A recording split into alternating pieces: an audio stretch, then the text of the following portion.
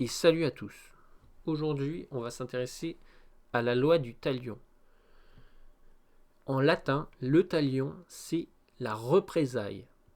C'est-à-dire, c'est le droit pour quelqu'un qui a subi un préjudice, c'est le droit à infliger le même préjudice.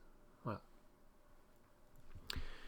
Et donc, c'est quelque chose de très présent finalement dans la culture hébraïque. Et c'est quelque chose de très ancien, puisque ça date de 1750, avant Jésus-Christ. Donc ça date de 3800 ans. Donc de presque 4 millénaires. C'est vieux de 4 millénaires, là, ce dont je vous parle. Donc, ben voilà, ça va être œil pour œil, dent pour dent, main pour main, pied pour pied, brûlure pour brûlure, blessure pour blessure, etc. etc. C'est infliger le même préjudice que celui qu'on a subi. Voilà. Si je subis un préjudice, j'ai le droit d'infliger le même. Donc c'est une forme de justice finalement, mais c'est une justice où il n'y a pas trop la place pour l'espoir. Voilà. C'est une justice très particulière et très cruelle. Et c'est une justice qu'on va principalement retrouver dans le judaïsme, et notamment dans la Torah, donc dans plusieurs chapitres, dans l'Exode, le Lévitique, le Deutéronome, la Genèse, on va retrouver la loi du talion.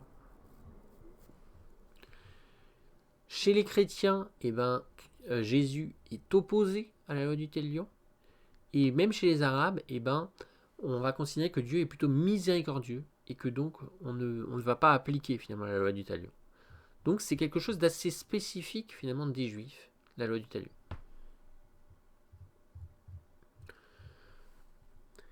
Et c'est quelque chose qui aura plutôt tendance à nuire à la réputation des Juifs, en général. Mais on peut pas non plus critiquer totalement la loi du talion, parce que finalement c'est juste une forme de justice parmi d'autres.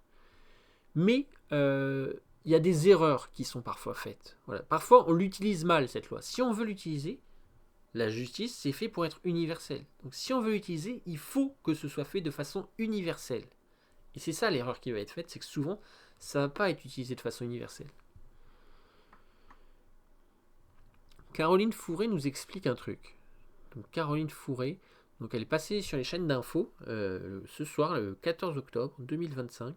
Elle est passée sur les chaînes d'infos et elle nous a parlé de deux affreux Jojo.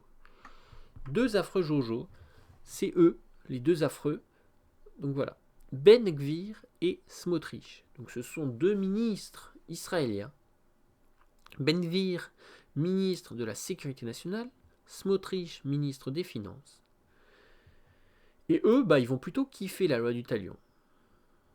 Mais une mauvaise loi du talion. C'est ça aussi. Donc, eux, ce qu'ils vont vouloir, c'est faire pression pour récupérer les otages. Ils veulent récupérer les otages et ils veulent faire pression en bloquant l'aide humanitaire. Et ça, finalement, ça peut s'apparenter à du génocide. Du coup, ils sont tellement affreux qu'ils vont être interdits dans de nombreux pays, notamment la Slovénie, mais aussi la Nouvelle-Zélande, la Norvège, l'Australie, le Canada, le Royaume-Uni. Donc plusieurs pays, de nombreux pays, ne veulent pas d'eux, parce qu'ils sont trop affreux.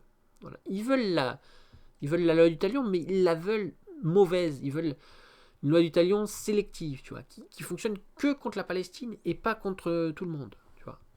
Donc la justice, c'est pas ça. La justice, ça doit être pareil pour tout le monde. Donc c'est ça qu'il faut comprendre. Sinon, c'est pas de la justice.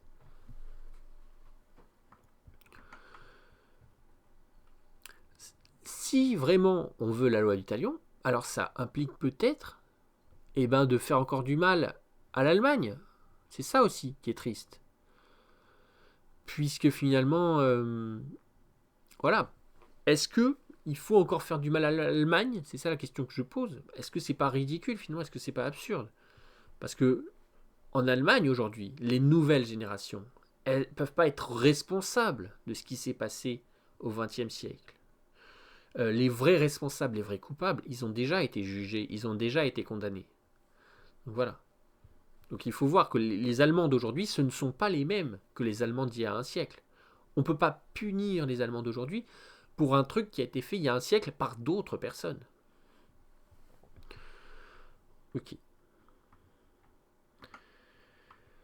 Donc tout le problème de la loi du talion, c'est que, en fait, Israël va l'appliquer, et notamment les 2 ministres là, dont je vous ai parlé. Les 2 ministres veulent l'appliquer, mais que contre la Palestine. Voilà. Contre aucun autre pays au monde, nulle part ailleurs que contre la Palestine. Donc voilà, c'est ça qui ne va pas.